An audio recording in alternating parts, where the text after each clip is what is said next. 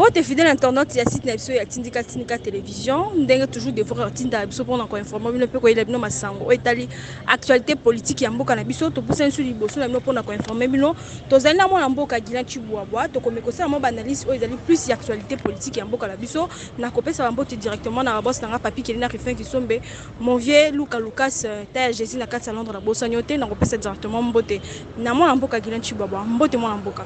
Bonjour madame la journaliste, bonjour Nabalania sur Tindika télévision. On est ensemble à travers Fachi Beton, on a une inauguration au Salamikolo en tout cas. Bato se prétendre que revenir au pouvoir en 2023, on va conserver ces pouvoirs de génération en génération. Mboka to qui m'a directement l'actualité to moni tata école Félix Antoine Tshisekedi a oti ko sala ba inauguration na ngambu ya Ntele et puis to moni a kiti lisusu na ngambu ezali ya 7e rue industrielle to koloka to mo intervention na to mo maloba par rapport ya ba inauguration na ye par rapport ya ndenga zali ko tambola pe ko tala bisika o ezali ya kobeba enfin ke ba luka ba bongisa mo maloba mo mboka. Merci bien madame la journaliste. Ils inauguration te mazo poser première pierre. Pour la infrastructure dans la ville pauvre de Kinshasa. Le chef de l'État Betty Seta Lobi, peuple quinois, il faut baser à l'aise, vivre à l'aise dans la circonscription la bango aussi kabavandi. Le chef de l'État le loi qui a opposé Pierre na commune c'est précisément la terre jaune. C'est que la terre jaune est reliée quartier Belé. Zela wana zolo kende ti campus. Oh musu la terre jaune zolo kende ti Njili Passéri, Moussou Keneti Babouma, Moussou Keneti Kisantu. Non seulement on a le chef de l'État appelle Lelo à la 7e rue pour inaugurer les sous pour poser à pierre pour Kobamba Batrou, il y a Banzela se débattre l'ensemble de la ville pauvre de Kinshasa. Le Londé a posé pierre naé pour Bamisale Banana OVD. Parce que OVD à l'époque Kabila Banek existait sous. Et c'est un Fachi Beto comme président de la République pour être Lelo. Tout le monde OVD na misala ndenge za kana epoka kala. C'est pour te dire que Félix Antoine Tshisekedi souci majeur na eza acha peuple congolais na ba condition malamu. C'est la raison pour laquelle na lobaki yango clé o tata mukonze ko la zwaki pour la produit alimentaire. Le premier clé zali pour na metali agriculture. Le chef de l'État va s'investir dans l'agriculture. Deuxième clé c'est pour na metali industrie.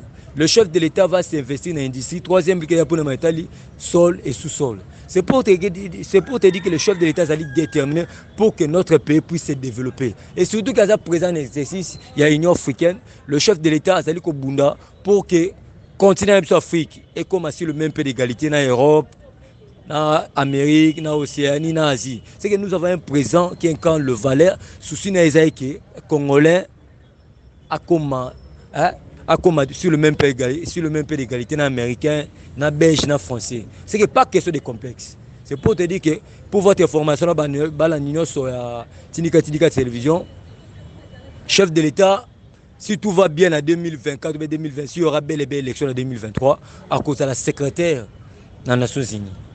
Et puis, il y aura un Congolais au dans le Conseil de sécurité. Parce que le chef de l'État sous une été un Africain congolais a dans le Conseil de sécurité. Parce que dans le Conseil de sécurité, c'est là où la décision ma casse est dans le Conseil de sécurité. Il y a un chef de l'État sous une un Africain a dans la paix inclus dans le Conseil de sécurité, il y a les Nations Unies. L'élection en 2023, est-ce que l'UDPS est prête pour nous 2023? Merci bien madame la journaliste. Biso IDPS, nous sommes d'accord avec les élections en 2023, mais on ne peut jamais partir aux élections sans recensement. Déclaration de l'Amérique a sa déclaration, le peuple congolais, peuple sans papier. Moutoninga appelle sa biso valeur, appelle sa biso carte d'identité, yebsangai. Il s'appelle Félix Antoine Tshisekedi à travers madame la jeunesse. Est-ce qu'ils sont sérieux? Est-ce que l'IDPS nous avons organisé un recensement ou bien dans le ministère intérieur, dans le département et l'organisation nationale, il y a l'identification du peuple congolais. Des bases salaki, tokende dans le recensement. Il y a un moment qui le directeur général Richard Ilunga, numéro 1 au NIP, a signé le gouvernement congolais le gouvernement il y a pouvoir discrétionnaire chef de l'État Félix Antoine. C'est parce que le tout premier gouvernement a pouvoir discrétionnaire chef de l'État, ils allaient le gouvernement Sama Lukonde. Et puis va débloquer 350 millions de dollars pour permettre que Bisso ait un recensement. C'est pour te dire que Bisso IDPS, il ne faut pas qu'on paie sa intention. On est d'accord avec les élections en 2023, mais on ne peut jamais partir aux élections sans recensement. Où est le mal? Moutaninga paie sa papier, paie sa assurance, Moutaninga paie sa valeur à travers carte d'identité. Où est le mal? C'est pour te dire que Bateau va passer une intention, ma béque, ton élection 2023, c'est une vaste blague. Nous sommes d'accord avec les élections, mais on ne peut jamais partir aux élections sans recensement. Le problème est anime. Au bon niveau, le test à Mamakele le Néwana. Si Manaïs à l'Union européenne, si Manaïs à Mosengo, si Manaïs à l'Église catholique, Bisso il dépêche le Bible. Moutounion se présenter en 2023, quel que soit Ranaye. Onga Moïse Katumbi, onga Kabila, onga Barthé Fayulu, Libaya Moutoua à côté de Rolambela Yango. Yango, j'interpelle la conscience de Félix Antoine Tshisekedi, chef de l'État. Papa, au conseil de Félix Antoine Tshisekedi, Kolanda na yo, pour politique à Moutouté. Oh, moi j'ai 41 députés, oh, moi j'ai 32 députés, oh, moi j'ai 18 députés. Papa, Félix Antoine Tshisekedi, notre consolateur, nommé député, nommé ministre, oh, il y a un choix na yo. Oh, il y a travailler dans la vision. Parce que le chef de l'État actuellement, alors qu'on nomme Premier ministre, il y a pouvoir discrétionnaire. Il y a un chef de l'État. Babylone Yakala, ils sont ratés. Parce que Babylone Yakala, on est basala été Mobutu a échoué. Babylone Yakala, n'est pas celle qui nous a échoué. Babylone Yakala, Bamende. Babylone Yakala, le problème c'est quoi? Nous sommes les unions sacrées, ils partagent à gâteau et ils ont autour de la valeur. Le problème est Zanine. Parti c'est Mickey Wana. Ba parti ensemble, ba Martin Fayulu, ba Moïse Katumbi, Banini Bani Bambemba. Et ça va partir malette. Le problème est Zanine. Biso to on a besoin, batine de la biso ba membre na bango ba répondre ba critères. Pourquoi nani Moïse aninga zara ministre? Pourquoi Mbika aninga zara ministre? Pourquoi Baat aninga zara ministre? Batine de la biso ba membre ba parti na bango o ba répondre à critères. Comment madame la journaliste? Toningi, Moutoumoro, un simple membre FDC, comme appelle ministre, un simple membre de Mbika, comme appelle ministre. Pourquoi pas Mbika, il y a aussi la conférence de presse pour Azon, la ministre. Il y a un épisode pour votre information, sur Tidika Télévision. Le chef de l'État a beau qui premier mortir, il y a le gouvernement. Alors, il y a comment les OPC Kanda. Il y a un qui revoir. Il y a un révélé, le chef de l'État a besoin de Bilogia Sika. Il va répondre à des critères. Parce que le gouvernement, il a un défi majeur. Le peuple d'abord. Placer l'homme au centre de tout. Il y a une union sacrée. Ce qu'on a dit, c'est une union sacrée. Nous avons vite compris qu'il n'y a pas d'intérêt, il y a un intérêt général. Mais l'autre, au moment où Moïse était, dans la besoin de son ministère, Mbappé, quand on a dit que l'union sacrée, ils allaient autour de la valeur. Mais tu peux comprendre que Moïse Mbemba, qui peut être intérêt à Maboumou. Quand il a Mbemba Zanine, laver la cour de la justice en Boko. Oh, Mbemba Ndéazana, il est dans l'impossibilité. Il y a qu'au possible même chef du quartier. C'est pour te dire que Bisso IDPS, rôle du parti politique est de conquérir le pouvoir et le conserver le plus longtemps possible. Il y a un moment dans l'opposant, il y a le baki IDPS au pouvoir aujourd'hui, demain, éternellement. Mais conformément à la démocratie. Parce que Fachi Béton, c'est une personne. Il a l'eau et le sang. Ton dimanche, qu'un jour, l'un des 4 matins, qu'on détient une série de gouffres. Mais Bisso, problème, c'est Yanine. Fachi, ça a 5 ans. Ça a 5 mandats, Kabounia ça a 2 mandats, Kabouya ça a 3 mandats, Singa peut comme président du pays, mais conformément à la démocratie. Et là, quand est-ce qu'on dit ça là, Moïse Passi, Martin Fayulu Passi, Mbemba Passi. On va respecter la constitution, mais est-ce qu'on a fait d'ici, pourquoi Anissa Zara a pouvoir? Pourquoi pas seulement Nambo na biso? Biso souci na biso zaki, to conserver le pouvoir parce que le rôle des partis politiques est de conquérir le pouvoir et de conserver le plus longtemps possible. On m'a dit batu bagini, bando lobani. Il est pesant aura pouvoir mais Dieu a confondu. Mais c'est tout à fait normal. Yo ko to révéler le musu na bosa na ki. Bando lobani, moulou babel jaloba ke moulou ba ko pouvoir mais comme Dieu est le tout puissant, a confondre ba pour que nous sommes miki wana. Le lo ba lo ba soute belge kenda. Au belge à l'obag moulou va pouvoir aujourd'hui et si là c'est pour te dire que biso ide peste limbisa batunyo soana batu baloba ide peste à partir balou mais c'est faux et archi-faux.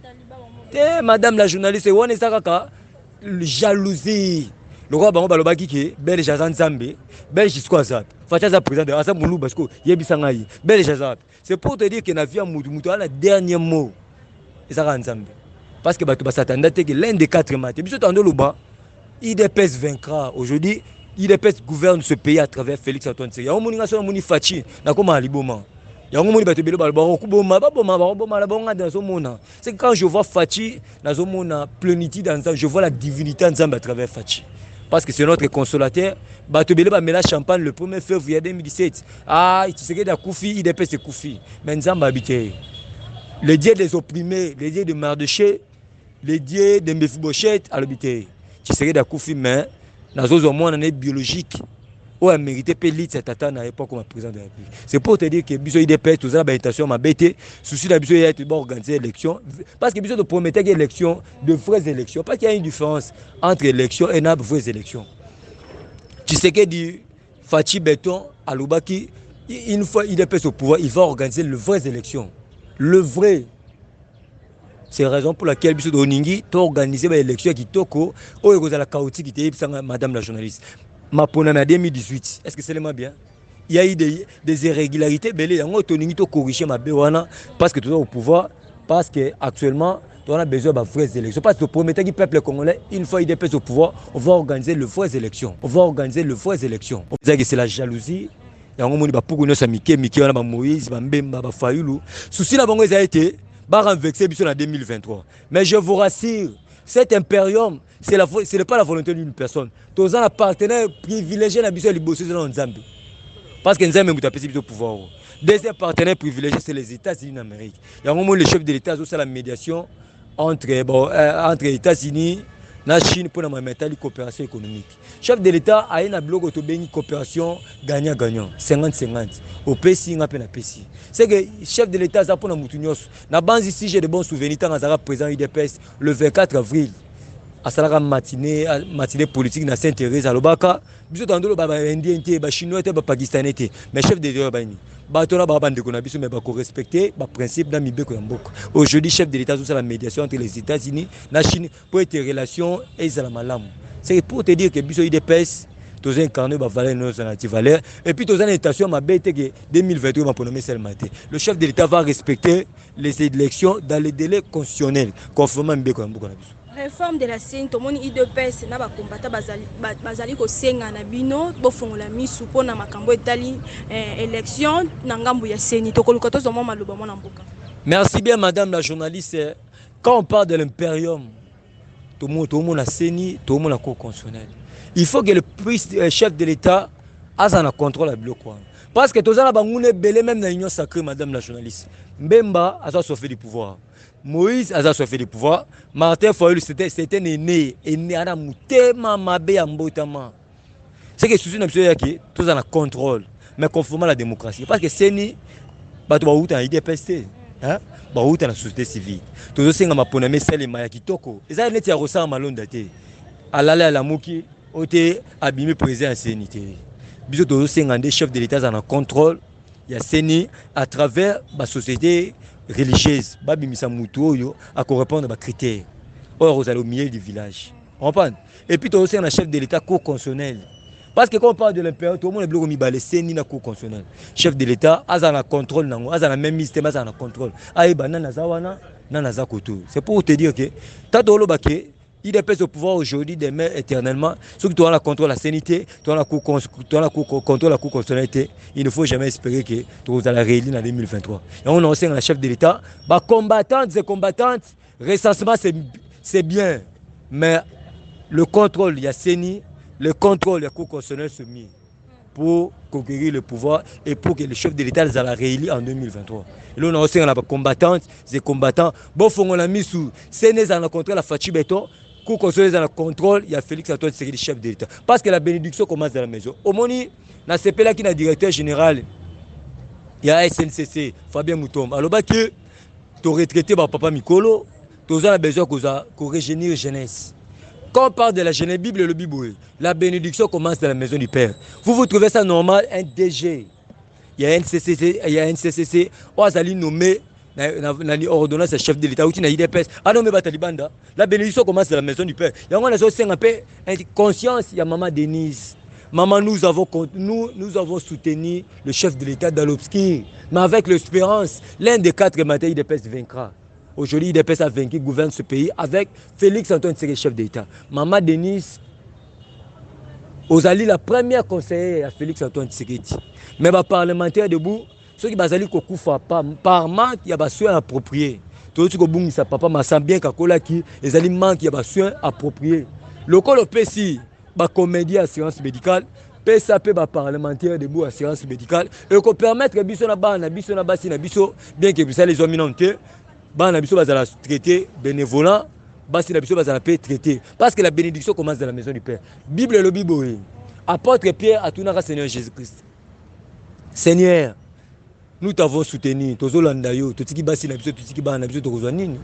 Seigneur Jésus-Christ a tout naé, apia loko totiki basi na bana, bokozwa sensible na vie éternelle. Le problème est que le quoi PCP ba comédien, et ça m'a bêté. Mais après ça peut biso ba parlementaire debout parce que to bundela mboko, yango mo to yima nzembo biso ba parlementaire to bundela mboko. Dans mboka tomoni réforme électorale, tomoni Christophe Mbosso invite les confessions religieuses et la société civile à désigner leurs représentants à la CENI. C'est tout à fait normal, madame la journaliste. Parce que la confession religieuse, c'est la maponami. Mais avant, c'est la maponami. Il faut aller à l'Assemblée nationale.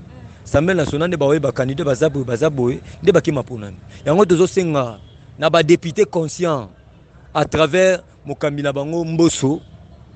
Botia mbilinga la confession religieuse. Botika Bango Basala Moussana Bango.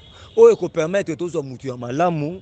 Oyo kozala ni pour ni contre à kozala la société civile à retravailler pour l'intérêt le peuple d'abord et puis en 2023 à kobimisa moponami oyo à kozala chaotique au peuple congolais rondima na mutunyos mais ce qui est sûr biso IDP tout dans la candidat na biso azali populaire azana candidaté onga Moïse otili ba 2023 to lambeli yango onga Martin Fayulu otili ba to lambeli yango onga Mbemba soki ba laver na justice otili ba to lambeli. C'est pour te dire que Fatia za na concurrent moko te ezaka ka ba agitateur o te IDPS o IDPS papa nous avons lutté pendant 37 ans toi tu que la bilo pouvoir na hein? C'est pour te dire que on va rêver ceux qui prétendent récupérer le pouvoir en 2023 on va conserver ce pouvoir jusqu'à vraiment du Seigneur Jésus. Non seulement le chef de l'État pour la matérialité sortir du gouvernement.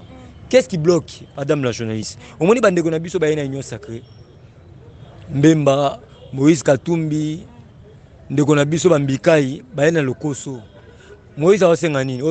Avant la tina ba combo ba candidat ministériel, il faut naïe dans un ministère nini. Yoka Lokoso, yoka deka Lokoso. Papa tout ça pour la faire wana. Yango na biso ba pouvoir régalien. Hein? Ba pouvoir régalien. Toi, tu vas pouvoir régaler tout le monde au ministère intérieur, ministère de la Défense, ministère des Affaires étrangères, ministère de la Justice. Et puis, tout européen, ministère des Finances européen, ça va m'outer. Et où tu as une IDPS. C'est pour te dire que le ministère, 5 ministères, on a chef de l'État, Bétis, État européen, ça va m'outer. Mon côté, ils ont réfléchi à pouvoir discrétionnel. On peut, madame la chose. On va participer à Zoé Kabila, afin qu'il y ait à place Azali na Tanganyika. Effectivement, madame la journaliste, sur 26 députés provinciaux, 20 pour décision à gouverneur à Tanganyika Zoé Kabila et puis 5 de pour et puis non seulement ils ont interpellé le ministère intérieur pour bayeba comment est-ce qu'il gère la province parce que tout le monde a masse belé. Madame la journaliste na banzi ba députés provinciaux batuna qui est budget zamuké mais mbongo ezo soit disant zo bongisa province ezo utarapi. Si le loi a sa justification, c'est pour te dire que Bissot on a besoin de travailler pour l'intérêt général. Il y a d'autres travailler pour l'intérêt à partir d'un PPRD. Il y a d'autres travailler pour la famille politique dans la FCC. Même si on a besoin de travailler pour l'intérêt du peuple d'abord. Zoé, à qui ne répondre dans l'Assemblée provinciale. Mbongo, il y a aussi un ministère wana. Budget Zamouké, Mbongo Moussana Zoé. C'est pour te dire que Mbilinga na katia ba minéraux kama sans toutefois ba Kambia province ba sans toutefois assemblée provinciale ba ngo bazo benga aya ko se justifier yango ministère intérieur peut bengier à travers VPM Chibeka Kuna a bengier pour ba comment est-ce qu'il gère la province mbongo wane kinara ezo uta wapi ezo bimela wapi témoignage peut ki mona mboka ezo bimakara sur Kalev ezo bimakara une dizaine de témoignages ezo continuer ko bimaka sur Kalev muto ba témoignage il y a vrai bien faux parce mais Kalev Amata Kita ndeko journaliste aucun péché reste impuni. Batu bafundi bazane ngana yote baza ba kangolo. Jekoko Mulumba, Christophe Ngoyi, Frank Jongo, Eugène Jomindo ngala. C'est que batuana oyo batuana de Kalev Nyokola, ba arrestation arbitraire Christopher Ngoy bakanga biso na marche ka poto marche le 19 septembre 2016. C'est pour te dire que ba témoignage on a besoin témoigner à mata kita à cause la prison na makala. Parce que aucun Bible me te le doit ngate. La Bible déclare Madame la avis de recherche Madame Baboka qui peut avis de recherche pour na muyuma wazala ki pour na ba dossier procès à charge 100 jours bakanga na vitel kamé. Pour finir bakanga qui est ezana c'est pour te dire que soit dans la ville pauvre de Congo va finir non aucun péché reste pour nga souci dans les été à ça la prison non pour l'état de droit au moni Joana as l'exemple l'état de droit moni Kamer as exemple l'état de droit Jamal as exemple l'état de droit et puis ça ministère public a aussi 20 ans de prison parce que le rôle du ministère public c'est qu'on recherche des infractions. Et puis, mais Moutou a la dernière décision, il s'appelle bien le juge président. Il y a Moutou, soit à quitter, soit à condamner. Mais je suis sûr et certain que Karine a condamné pour mettre Ndekonabiso aussi, Moukenyo, Asili Kotikabiso, dans la marche le 25 février 2018. Pardon. Mboka tout le monde peut mbula o ebeti a esali moi mardi esali moi désordre to ebomisi bato belé bandeko belé bandako bato bazindi to koluka to zomo liloba par rapport ya mbula ndenge esali vraiment ba dégâts makasi na kati ya ngomba kito. Merci bien madame la journaliste. En tout cas la paix c'est mes condoléances, ma famille sont basée éprouvé. En tout cas mutala la raté que les là kufa. Mbule beti mais ba super imprudence. Mes condoléances c'est belé mais le chef de l'État Félix Antoine Tshisekedi azali ko bunda pour tebino na ba condition malamu ben infrastructure za kitoko de façon ba caniveau kitoko pour que de façon que mbule so beti il a lanzela caniveau pour que le problème est sunini ba tout so ba tonga banda ko ba place o esengela ki ko tonga te yango moni moi ba dérapage buso salema mais le chef de l'État zo bunda par quel mécanisme pour être ba bloqué wana ba mort il y a inondation salema sauté c'est que nous avons un président qui a la volonté politique mais la pesika ba méconnaissance ba famille éprouvée ils en zena bisonyoso ndepe ko ka l'un des 4 mate Guilain Chibo bakufi mais le chef de l'État zo bunda pour être acha bino ma condition moko ya malamu et vos apaisements Nzambe abatela bino apesa bino fortifier bino les gens en absolument qu'on le veut ou pas. Moi mboka na makambo etali dossier ya enseignement ya gratuité enseignement to mona ki ndenge ba bandaki déjà ko sambisa bandeko o ba kizaki bango to moni ndenge ezali koleka mais to moni mwana mboka Willy Bakonga a se présenter jusque là est-ce qu'il a réussi peut se présenter à part bato eye basili ko kanga wana pona yo akoki peut ko se présenter Willy Bakonga. Merci bien madame la journaliste. Il y a une procédure au moni ministre bakangare ni tu yonangati. Il y a une procédure, il faut balongola immunité, bagloa bakena l'assemblée, balongola bagloa bon. C'est qu'il y a une procédure. Mais c'est que moi je sais bah directeur c'est copain numéro 1, il y a EPST dans l'inspecteur général, bazana bango ba simple exécutant. La personne qui a la dernière signature, il s'appelle Willy Bakonga. C'est que le col bazu ba célibataire bazali ne ko viser nani. Numéro 1, il y a ça, il y a ministère EPST comme on est Willy Bakonga. Mais pour nous il y a une procédure. Quand même il y a une immunité parlementaire, comprendre. Je suis sûr et certain procédure on est roya kaka. Parce que ce qu'on dit bah intervention va prévenir au sens que na banaki ko agir na décision hiérarchie. Na zo na mokonzi. C'est pour te dire qu'il finira toujours à comparaître devant le juge. Mais il y a une procédure, il faut pas l'on immunité pour être à comparaître devant le juge. Fidèle internaute, on vraiment commencer sur émission la biso. Merci pour la mise de conseils de bakoya ko embabiso to ko pesa moi maloba su que pas inviter la biso moi mboka Guilain Chibo. Moi le loba su ka fait que to chiter l'émission. Merci bien madame la journaliste. Na sengi na peuple congolais, ba combattants et combattants et vos apaisements. Nous avons un président qui a la volonté politique, beau pesa étant. La patience et la longueur du temps. Le gouvernement, le premier gouvernement d'union sacrée à pouvoir discuter un chef de l'État et qu'on permette au peuple congolais de se retrouver. Autant Moussa les a droit aux droit au travail. En tout cas, Bossam le rapport à Tata Moukonza Ekolo, Bandoki Bassé Belé, non seulement à IDPS, même la carte de l'union sacrée Bandoki Bassé Belé, au Bazo Boumissa Tata Moukonza Ekolo. Mais la Bible déclare ils vous feront la guerre, mais ils ne le verront jamais. Bokonzio aussi, ça dépendait de l'Union européenne. Mais les comptes de Tchène, c'est que là-dessus Bokonzio. Bokonzio, ils dépendent de Nzambe. Nzambe peut ça mailler les peu boigner na tata Moukonza Ekolo.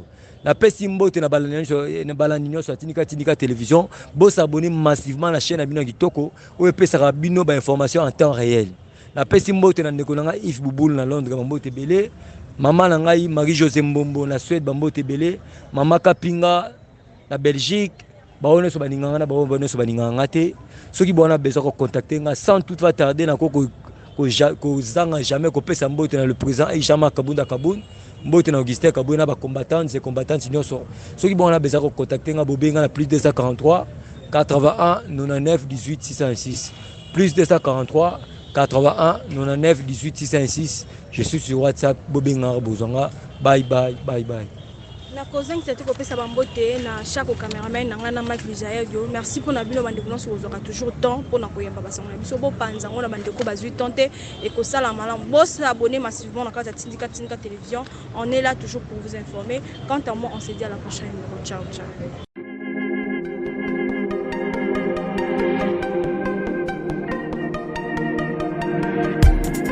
Après 25 ans d'expérience, eh oui, de 1995 jusqu'à ce jour, Elton Store, l'unique shop congolais de Londres, la Grande-Bretagne, il est long, les alicos à la fierté à la communauté nabiso, et surtout, il y a un homme d'affaires congolais sérieux dans la diaspora.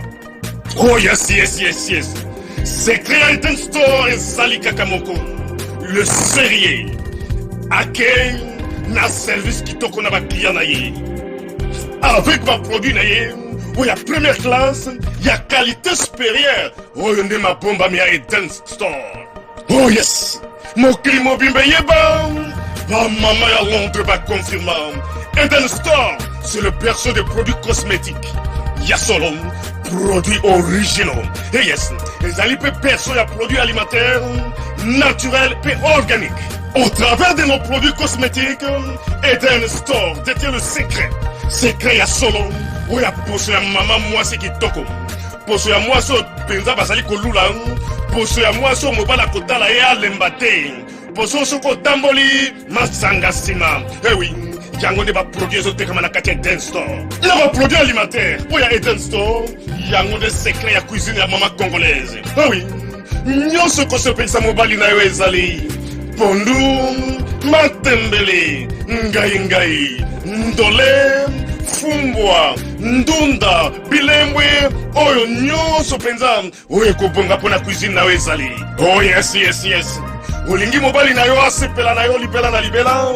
Olingi mobali na yo atala kayo lokola mwasi azali kolula sika. Oh yes. Olingi mobali na sisa biloko nyonso tiela kaye na mesa. Secret zali kaka moko. Eden Store.